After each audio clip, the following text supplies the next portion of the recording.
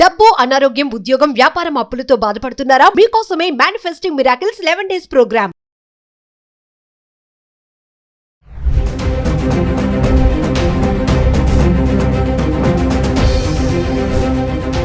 Hi hello నమస్తే, welcome back to Suman TV. ప్రస్తుతం మనతో పాటు ఉన్నారు analyst, TEDx speaker, legendary award winner in real estate Nandi Rameshwararao గారు. సార్తో మాట్లాడు. నమస్తే సార్. సార్, బంగారం ధరలు మనం చాలా వీడియోస్లో మాట్లాడుకున్నాము.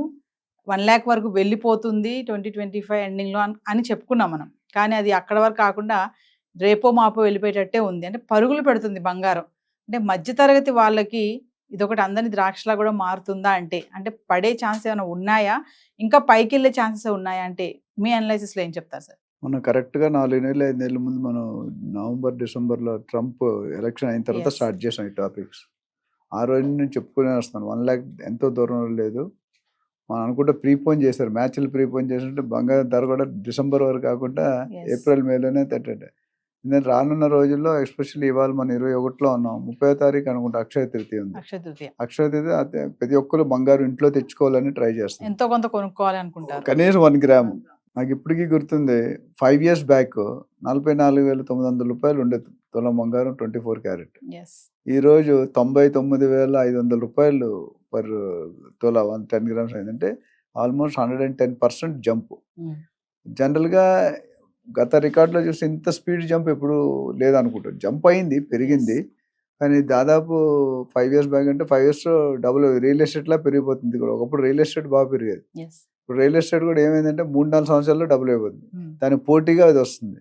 అండ్ ప్రజలు కూడా ఏం చేస్తారంటే అక్షయ బిజినెస్ మెన్ కదా, ఏదైనా ప్రాఫిట్స్ ఉండాలి, వాళ్ళ సెగ్మెంట్ వాళ్ళు చూసుకోండి. అక్షయ తృతీయ తర్వాత కొద్దిగా తగ్గవచ్చు, బట్ అంత అట్లానే 20,000-30,000 ఏం తగ్గదు, మైనర్ డ్రాప్ ఉండొచ్చు. ఏదేమైనప్పటికీ గోల్డ్ని స్థిరాస్తిలాగా ఇది ఒక ఫిక్స్డ్ అసెట్ లాగా చూసుకుంటాను, ఇన్వెస్ట్మెంట్. అంతకుముందు గోల్డ్ అనేది వాడుకోవడానికి కొనుక్కునేవారు, నిలవకు కానీ ఆర్నమెంట్స్ వాడుకోవడానికి కొనుక్కునేవారు. కానీ ఇప్పుడు అలా కాకుండా ఇది కూడా one of the investment option లాగా అయిపోయింది. నేను స్టాక్ మార్కెట్ ఎప్పుడు ఏముందో తెలియదు, రియల్ ఎస్టేట్ గత 1 year కొద్దిగా స్లో డౌన్ ఉంది బాగా. మార్కెట్లో ఎవరైతే టర్కీ, చైనా లేకపోతే ఇలాంటి కంట్రీస్ అన్ని కూడా బంగారు నిల్వల్ని, సెంట్రల్ రిజర్వ్స్ అంటారు, ఆ నిల్వల్ని పెంచుకోవడానికి ట్రై చేయాలి. ఎందుకంటే తక్కువ రేట్లో ఉంటే రేపు పొద్దున ఎక్కువ అమ్ముకుంటే వాళ్ళు లాభం కదా. ఎవరైనా ఒక 3 months బ్యాక్ కొనుక్కుంటే 70,000-75,000 ఉంది, ఈరోజు 95,000-99,000 అయింది. అంటే 1,00,000కి 500 తక్కువలో ఉంది. సో అది నాకు తెలిసి ఇవాళ అంటే ఇంకో 2-3-4 daysలో 1 lakh టచ్ అయిపోతుంది. అక్షయ తృతీయ నాటికి డెఫినెట్గా 1 lakh అవుతుంది అనుకుంటున్నా. ఈ లెక్కనే పెరిగితే ఇయర్ ఎండ్కి ఇంకొక 5,000 పెరిగే ఛాన్స్ ఉంది. 1,00,000 దాటిపోతుంది. 1,00,000 దాటిపోతుంది. ఇప్పుడు 1,00,000 అయిపోయినట్టు 99,000 అంటే almost you're close to 1 lakh. పెద్ద దూరంగా లేరు కదా. మనం మాట్లాడుకున్నప్పుడు 70,000 మొదలు 69,000 70,000 మొదలు అంటే ఈ గత ఎవ్రీ మంత్ యావరేజ్ 10,000 పెరిగిపోతుంది. మనం 4-5 నెలలు మాట్లాడుతున్నాం, ఎవ్రీ మంత్ 8,000-10,000 పెరుగుతుంది. సో ఇది గోయింగ్ టు బి వెరీ, ఎందుకంటే డిమాండ్ పెరుగుతుంది. ఇప్పుడు మార్కెట్లో అస్థిరత, అంటే స్టాక్ మార్కెట్లో there is no big commitment. ఎందుకంటే రావచ్చు పోవచ్చు, రావడం పోవడం ఇంకా డబుల్ స్పీడ్లో పోతుంది. నేను ఎప్పుడు చెప్తాను, న్యూటన్స్ లా, గ్రావిటేషనల్ లా ఏంటంటే ఒక రబ్బర్ బంతి మీరు పైకి ఇస్తారనుకోండి, 20 seconds పడితే పడిపోవడానికి 10 seconds పడుతుంది. ఇస్తున్నప్పుడు ఎక్కువ వెళ్తుంది, పడినప్పుడు డబుల్ స్పీడ్లో పడుతుంది. బంగారం కూడా ఇప్పుడు స్టాక్ మార్కెట్ అట్లా ఉంది. ఇప్పుడు ఏమైనా ఈ 3 ఆప్షన్లో చూసుకుంటే రియల్ ఎస్టేట్, గోల్డ్ కొద్ది బాగుంది. రియల్ ఎస్టేట్ ఎప్పుడు కూడా నెంబర్ ఆఫ్ టైమ్స్ పెరుగుతుంది, అంటే ఎక్కువ రిటర్న్స్ ఉన్నాయి. గోల్డ్ కూడా దానికి పోటీగా వస్తున్నట్టు అనిపిస్తుంది. అంటే నేను కూడా హమ్కిసే కంపెనీ, నేను కూడా దేనికి తగ్గిపోను, నేను కూడా నాకు కూడా ఒక వాల్యూ ఉంది అన్నట్టు అట్లా ఉంది. సో దీనికి కారణాలు అనేకమైన ఉన్నాయి. మనం అంతకుముందు మాట్లాడుకున్నాం, దేశాల మధ్య యుద్ధాలు, ట్రంప్ తాలూకా నిర్ణయాలు, టారిఫ్ ఎఫెక్ట్ కూడా బాగానే పడుతుంది. టారిఫ్ పడుతుంది, డాలర్ వీక్ అవుతుంది. అంతకుముందు రూపీ వీక్ అయింది. ఇప్పుడు కొన్ని రోజుల్లో ఈ తీసుకున్న పరిణామాలు అంటే డిస్టెన్స్ వల్ల చాలా ఇంపాక్ట్ అనేది ఉంది. ఇప్పుడు ఎంప్లాయ్మెంట్ పోతుంది, తీసేస్తున్నారు. తర్వాత సెల్ఫ్ డిఫెన్స్ అంటే సెల్ఫ్ సస్టైనబిలిటీ చూసుకుంటాం. మన దేశం రావాల్సిన ఉద్యోగాలు కానీ డబ్బులు కానీ ఇతర దేశాలు పోతున్నాయి, India, China, Japan, Mexico, Panama, ఇవన్నీ, కెనడా, అవి సెల్ఫ్ డిఫెన్స్లో పెట్టుకుంటున్నారు. ఆయన కాపాడుకుంటారు, బయట వాళ్ళు రానియకుండా మ్యాక్సిమం ఉండాలి. మన వాళ్ళే ఉద్యోగాలు చేసుకోవాలి, మన వాళ్ళే బిజినెస్ చేసుకోవాలి, మన వాళ్ళే సంపాదించుకోవాలి. వీసా రూల్స్ అవ్వచ్చు, గ్రీన్ కార్డు సిటిజన్షిప్ అవ్వచ్చు, లేకపోతే పెట్రోల్ కావచ్చు, డీజిల్ కావచ్చు, ఇవన్నిటి మీద కూడా ఏమంటే ఇంటర్నల్గా రిసోర్సెస్ డెవలప్ చేసుకోండి, మనం బయట మీద డిపెండ్ అవ్వద్దు. ఎంత ఎక్స్టెంట్కి వెళ్ళారంటే ట్రంప్ గారు ఒక సపరేట్ టీం పెట్టి అది ఓన్లీ రిక్రూట్మెంట్ అండ్ ట్రైనింగ్. మనం భారతీయులకి లేకపోతే చైనా వాళ్ళకి జపాన్ వాళ్ళకి టర్కీ వాళ్ళకి ఇచ్చే బదులు మనం ఎందుకు డెవలప్ చేసుకోవాలి మన స్కిల్స్. కానీ ఓవరాల్గా మనం తీసేస్తే ఆయన కూడా కొద్దిగా లాస్ అనేది ఉంటుంది. అంటే ఆయన ట్రంప్ ప్రకారం ఆయన దేశాన్ని ఆయన కాపాడుకోవడం తప్పు లేదు, మనకి తప్పుగా అనిపిస్తుంది. ఎందుకంటే మనం ఇంతవరకు కంఫర్ట్ జోన్ ఉండి ఇప్పుడు కంఫర్ట్ జోన్ లాగేసి టైట్ చేస్తున్నారు. ఎవ్రీడే ఉచ్చుని బిగించుకుంటుంది, కొంత గ్యాప్ ఉండేది, స్లో ఇంతవరకు వచ్చేసింది పేకల్లో. ఇంకా ఫర్దర్ ఏంటంటే ప్రాణం పోవడమే ఆ లెవెల్కి వచ్చింది. అంటే సార్ ఇప్పుడు ముందు అక్షయ తృతీయ ఉంది కదా సార్ 30వ తారీఖు, మరి అప్పటికి ఏమైనా తగ్గే ఛాన్సెస్ ఉంటాయంటారా?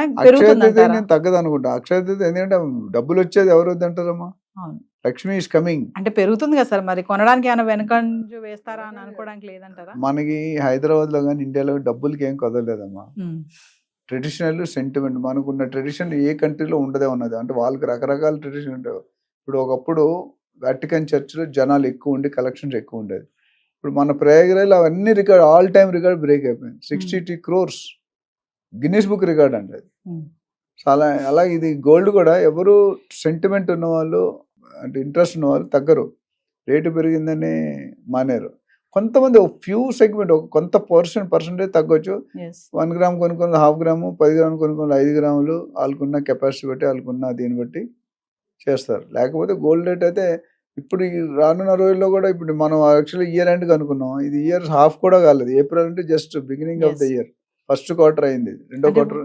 తులం బంగారం కొనాలంటే ఖచ్చితంగా 1,00,000 లకారం దగ్గర అది 24 క్యారెట్ కి. అదే ఆర్నమెంట్ కొనాలంటే ఇంకా ఎక్కువ, ఇంకో 25% యాడ్ చేయాలి.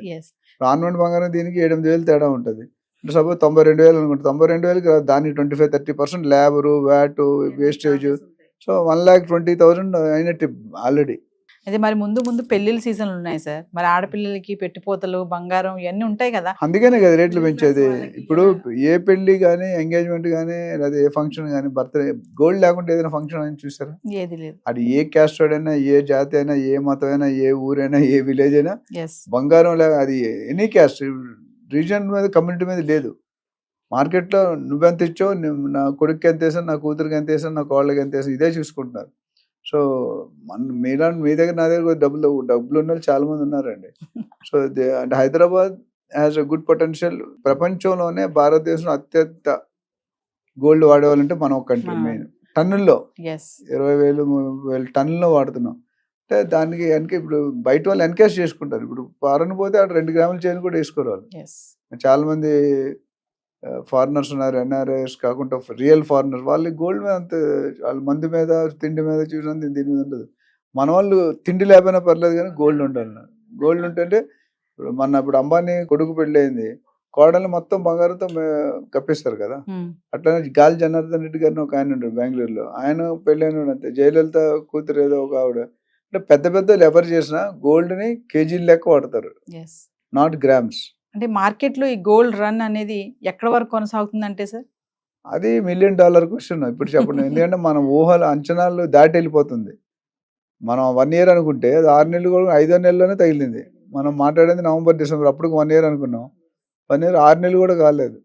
ఎందుకంటే ట్రంప్ వచ్చాక కూడా నిర్ణయాలు చాలా ఇంపాక్ట్ అవుతున్నాయి. ఎందుకంటే ట్రంప్ తీసుకున్న డెసిషన్ వల్ల lot of impact on the country and lot of impact on the whole world. ట్యాక్స్లు భరించుంటే 100% వేస్తానంటాడు, 100% 125% వేస్తాడు, డబుల్ చేస్తాడు, భయపడుతున్నాడు. అంటే ఆందోళనకరమైన విషయం అలజడి క్రియేట్ చేస్తున్నాడు. అది నిజంగా అవుతుంది అలా. చాలా మంది ఏమంటారు ఫస్ట్ 1 yearలో ఇంత స్టిఫ్నెస్, సెకండ్ థర్డ్ ఫోర్త్ ఇయర్లో ఉండదు అన్నాడు. బట్ ఇప్పటి వరకు January 20 నుండి ఆయన తీసుకున్నాడు. February, March, April కరెక్ట్ 3 నెలలు అయింది. 3 నెలల్లో 300 డెసిషన్ తీసుకున్నాడు ఆయన. ఏ ప్రెసిడెంట్కి ఆ ఘనత దక్కలేదు, ఈయనకి దక్కింది.